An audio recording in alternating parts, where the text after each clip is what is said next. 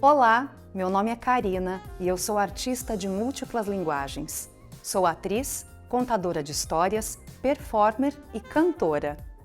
Hoje eu venho convidar vocês para participar desta aula e propor a escrita da sua biografia.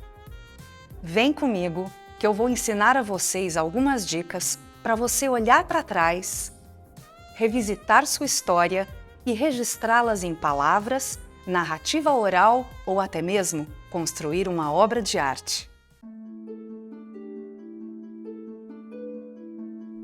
Antes de tudo, pensando que precisamos de referências para contar uma nova história, eu fui buscar na mitologia grega o mito das Moiras, também conhecidas como Parcas pelos romanos.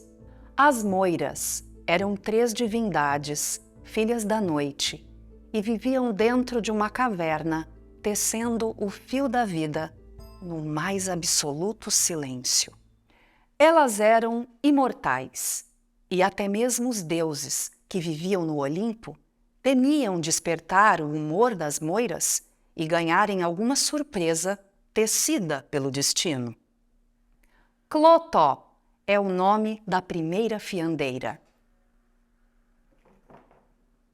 Ela escolhia o fio de uma pessoa assim que nascesse e pensava para este fio da vida o núcleo familiar, os amigos, os amores, os encontros, desencontros, os tropeços, tudo o que aconteceria na vida deste mortal. Depois ela passava o fio para as mãos de Láquese, a medidora. Láquese, com muita cautela, observava aquele fio da vida e escolhia a data exata de cada acontecimento. Aqui, esta pessoa vai nascer. Filha de tal pai, filha de tal mãe, terá tantos irmãos. Quando criança vai levar um tropicão e vai ralar todo o joelho. E terá uma vida de prosperidades, aqui um probleminha de saúde. Enfim, ela decidia tudo o que aconteceria, tanto de bom quanto de mal. E por fim, o fio chegava nas mãos de Atropos, a cortadora. E ela cortava o fio da vida, determinando a morte desta pessoa.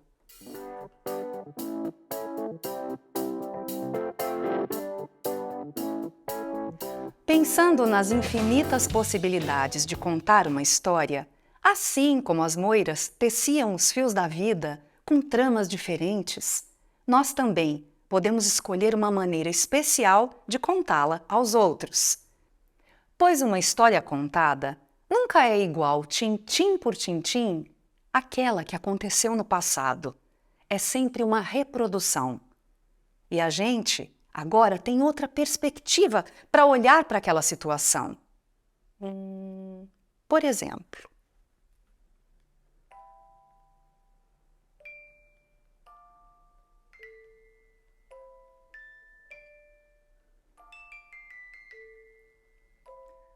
eu me lembrei do meu casamento. Estava eu e meu pai de mãos dadas em frente à porta da igreja. Ele olhou para mim, todo bonito, num terno elegante, e disse: "Eu vou fazer de conta que estou entrando para uma partida de futebol."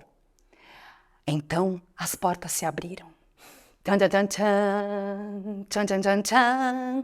Eu olhei para o lado e vi uma amiga alagoana que fizera surpresa na data. O meu coração veio na garganta e eu caí aos prantos. Imaginem a cena.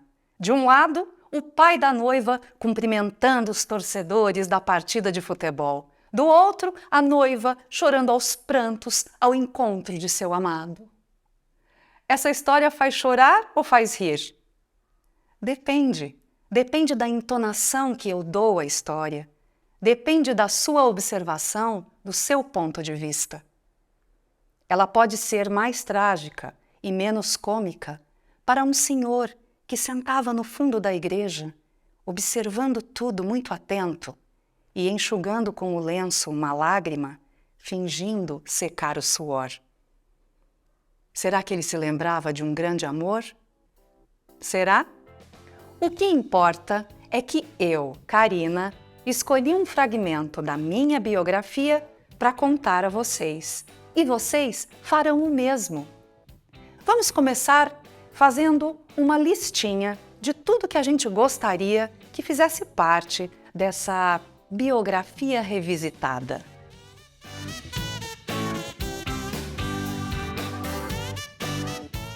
Comecemos a fazer uma lista com aquilo que queremos colocar na nossa biografia. Deixa eu pensar. Isto aqui sim. Esse outro, não. Isto, lógico! Ai, essa lembrança é incrível! Aquela outra, nem pensar. O fato é que para contar uma história, o requisito essencial é querer dividi-la com os outros.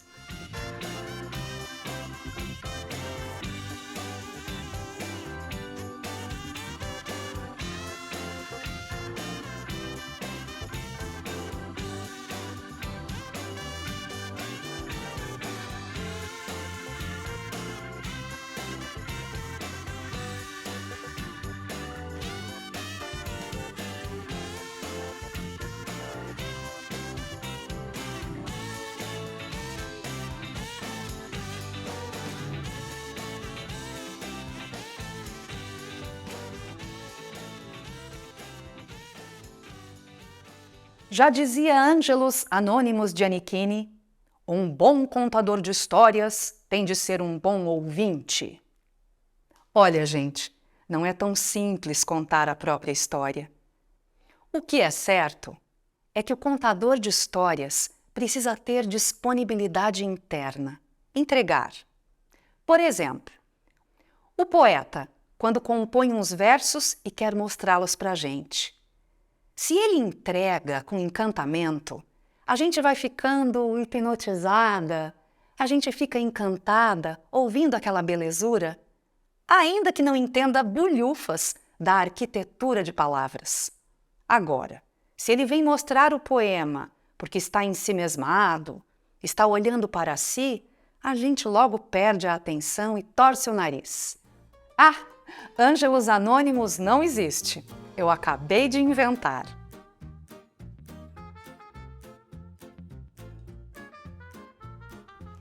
Então eu vou fazer uma proposta para vocês. Vamos construir juntos o fio da vida? Cada um com o material que desejar. Escolher, naquela listinha, as histórias que você quer colocar na linha do tempo.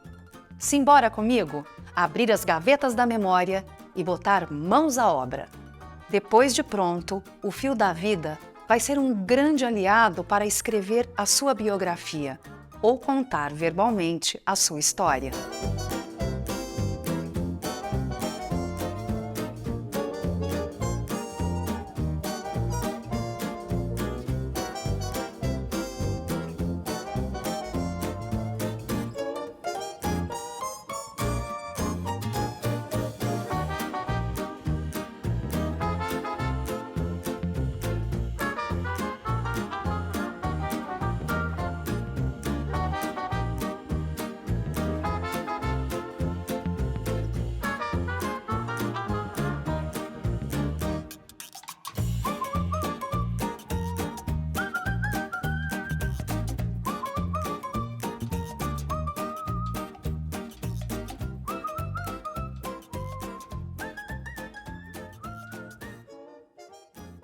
Eu vou dar uma ideia muito simples de como fazer o seu fio da vida.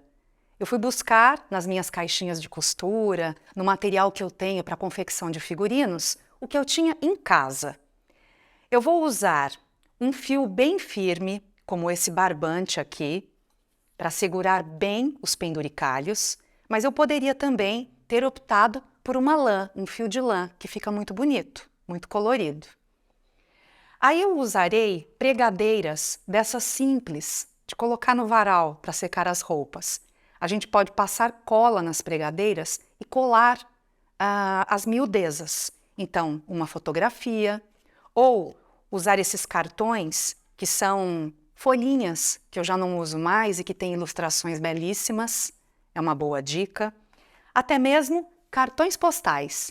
Você pode pegar lá no fundo da gaveta aquela carta que você recebeu há muito tempo e colocar também, marcando alguma passagem da sua história. Cada um vai usar o material que lhe convém. Se você trabalha com marcenaria e tem muitos pedaços de madeira em mãos, você pode fazer uma arquitetura diferente no seu fio da vida. O mesmo com um dançarino de dança flamenca, se quiser trazer um retalho, um lencinho que ia pendurado ao figurino e colocar no fio, tá valendo. O que importa é usar a imaginação. Vamos lá? Escolhidos os materiais, eu vou fazer como a Cloto. Vou escolher um fio bem forte, como esse barbante aqui, para sustentar todas as aventuras da minha vida. Depois, eu vou passar para a láquese, que vai decidir em cada lugar do fio em que minhas coisas vão acontecer. Então, para o começo, eu vou fazer uma moldura com esse feltro vermelho, talvez usar um pouco desse tecido listrado e colocar a foto bem ao meio. Eu acho que vai ficar muito bonito.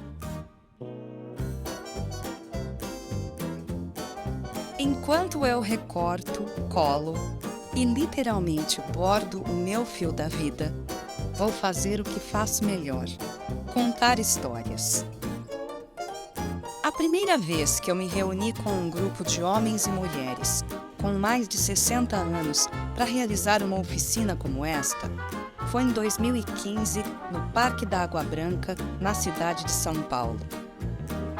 Os participantes podiam escolher entre cursos de dança, música, bordado e o meu, criação e contação de histórias. Nesses encontros, para provocar o espectador, despertar o ouvinte a remexer no seu baú de memórias, eu trazia alguns contos do Guimarães Rosa, outras histórias da mitologia grega, uns textos de Clarice Lispector, umas poesias da Cecília Meirelles e até livros infanto-juvenis. Eu gostava de contar as histórias mirabolantes abracadabrantes do Chico dos Bonecos. E isso conduzia o público a visitar a infância e se lembrar das brincadeiras mais genuínas daquela época. O Edson era um excelente orador. Ele trazia para a gente as histórias dos bailes, com música e comida boa, os bailes nas Minas Gerais.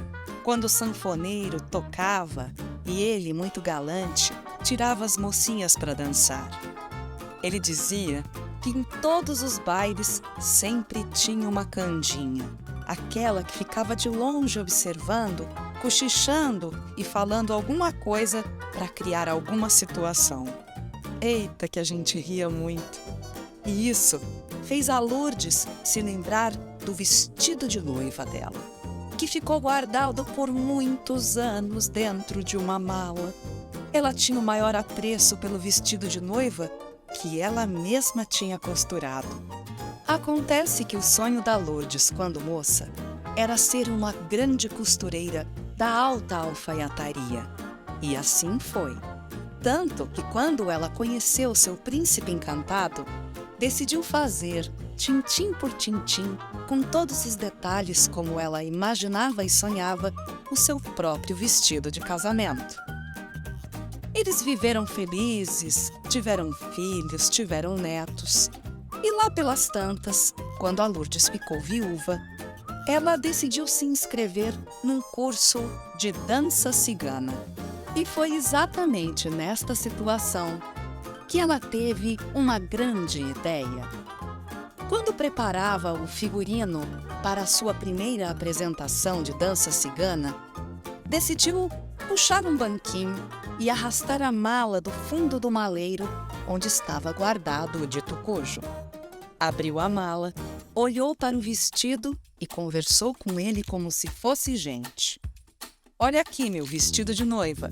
Você ficou aí muito tempo, guardando todas essas memórias, quietinho, descansando. Mas nada disso. A vida aqui fora continua pulsando e você vem comigo para bailar e celebrar o amor.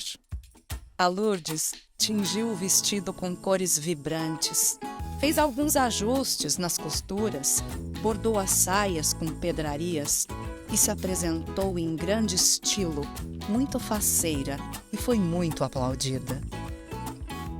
E histórias de casamento eram as que mais chamavam a atenção de todos ali na sala de aula.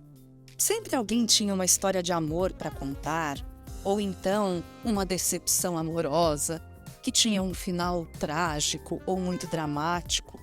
E todas essas histórias, esses bate-papos entre os alinhavos e as colagens e costuras, faziam a gente buscar outra referência para construir o fio da vida, para escrever a nossa biografia. Tem também a história da Maria Rezadeira. A Maria era uma menina de fino trato, de boa educação e muito esperta e inteligente. Aos 12 anos, se tornou a rezadeira da cidade. Todos vinham pedir que a Maria rezasse nas casas, porque era uma cidadezinha muito pequena do interior, e as pessoas eram devotas de todos os santos. Por todos os motivos as pessoas rezavam. Era nascimento, morte, comunhão, primeira Eucaristia, crisma, o noivado, a missa de 7º dia, a convalescença, as festas religiosas da paróquia, as comemorações da cidade. Tudo era motivo para chamar a Maria Rezadeira. E lá vinha a menina, muito educada, declamando na ponta da língua as palavras de sua oração. Parecia até um sopro dos anjos. Foi então que a Maria foi ficando mocinha e descobriu uma lenda de que meninas rezadeiras não se casavam. Ah, poxa, como assim? Eu já sei. Vou dizer que estou com dor de cabeça e indisposta e que eu não rezo mais. De nada adiantou. As pessoas gostavam tanto da Maria que diziam: não tem problema, menina. Olha, fica para a semana que vem. E na semana seguinte, eles voltavam e pediam a Maria para rezar. Não teve jeito. A Maria voltou a rezar e fez um acordo às escondidas com todos os santos, pedindo que aquela lenda ficasse no passado. E não é que ela foi atendida? Ela contou pra gente que se casou, teve os filhos e que continuou rezando por muito tempo e que reza até hoje, porque é uma mulher de muita fé. História bonita, né? As histórias da vida real às vezes se misturavam com a ficção. Numa das aulas, em que eu abri contando a história de Dom Quixote, o cavaleiro da triste figura, escrito por Miguel de Cervantes no ano de 1600, lá na Espanha, uma obra-prima conhecida em todo o mundo, seu Vitor, um aluno do fundo da sala, levanta a mão e pergunta: professora, por que é que este cavalo rocinante está tão magro? Deixa eu fazer uma pergunta, professora. O dono dele, ele era Muquinha? A turma toda caiu em gargalhada. Muquinha, seu Vitor? Muquinha, sim, senhor. Muquinha, um pão duro. Onde já se viu não ir até a cidade vizinha para buscar uma ração para o cavalo? Ora, não é assim que se trata um bicho de estimação. Entendo sua indignação, seu Vitor. Olha só, o personagem Dom Quixote já era um senhor de idade avançada. Não enxergava muito bem. Quando ele olhava para o Rocinante, um cavalo estimado, via nele um alazão com plenas capacidades para sair errante pelo mundo, vivendo aventuras, conquistando reinados. Acho que ele não percebia muito que o Rocinante estava tão magrelo. Se eu convenci ou não o Sr. Vitor, isso a gente nunca vai saber. Que uma história puxa outra, disso ninguém duvida. Senta na varanda com seus amigos, com a família e puxa uma história lá do fundo do baú. Isso com certeza vai trazer mais elementos para escrever a sua biografia.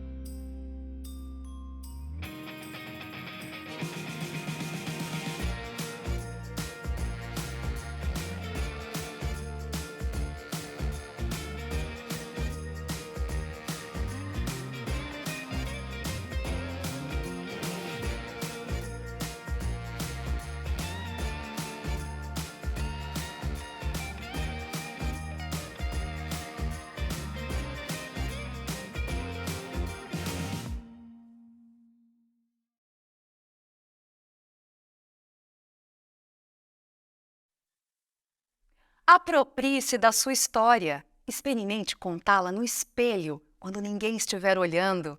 Exercite sua narrativa. Hidrate-se. Quando a gente bebe água o dia todo, a voz fica cristalina. Faça uns alongamentos antes de se apresentar. Espante as dores para ficar mais à vontade e narrar a sua história. Concentre-se. Respire tranquilamente para receber os seus ouvintes com disponibilidade interna. E se eles se manifestarem, nada de pedir para ficar quieto. Deixe a conversa fluir. Acredite no seu potencial de narrador, narradora. Depois desse experimento, com tantas histórias rememoradas, você pode escrever sua biografia. O fio da vida será um alicerce para a construção da narrativa. Eu espero que vocês tenham se animado com esta proposta de aula. Contar a história que nos constitui e ter respeito por ela é um ato de amor. Obrigada, eu adorei a sua companhia.